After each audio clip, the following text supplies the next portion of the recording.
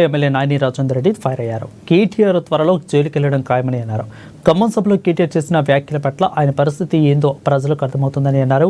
గత 10 ఏళ్లలో రాష్ట్రాన్ని అప్పులు కుప్పగా మార్చిన ఘనత బీఆర్ఎస్ దేనని అన్నారు. రానున్న రోజుల్లో ప్రశ్నలే పూర్తి చెప్తారని అన్నారు. ఎమ్మెల్యే నాయని స్పష్టం చేశారు.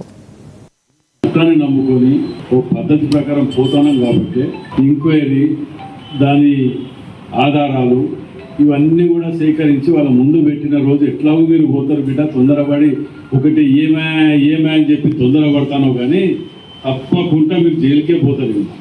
మేము ఏమి చేయకుండా ఇగో 52 కేసులు మా మీద పెట్టినాం.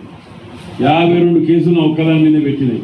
మాతో పాటు మా కార్యకర్తల నాయకులు 20 మంది హైదరాబాద్ చుట్టూ తిరుగుతున్నాం మేము. ఇవన్నీ ప్రజలు మర్చిపోయింది అనుకోని, మీ అయ్యను వచ్చి ఇక్కడ వాగ్దానాలు చేసిపోయినాయి కూడా అన్ని మర్చిపోయింది అనుకోను. లేకపోతే మేము ఏం చెయ్యలేదు, కేవలం 6 గ్యారెంటీలు మయమరిపించడానికి ఇవన్నీ మేము చేస్తున్నాం అని అంటున్నాం. అసలు నువ్వు అటెన్షన్ డైవర్ట్ చేసేది కేసులలోకి వెళ్ళి ప్రజల మెప్పు పొందడానికి, మళ్ళా తెలంగాణ ఉద్యమంలో ప్రజలను రెచ్చగొట్టి బలిదానాలు చేయించినట్టు దానికి మేమేదో మీరు ఇబ్బంది పెడుతున్నట్టు ఈ అవలాగానే మేము కూడా భాష మాట్లాడాలంటే నీకంటే ఎక్కువ 100 రెట్లు మాట్లాడగలుగుతాం. మీరు చేసిన పాపాలకు, మీరు చేసిన దౌర్జన్యాలకు మీరు ఏ డిపార్ట్మెంట్ని వదిలిపెట్టకుండా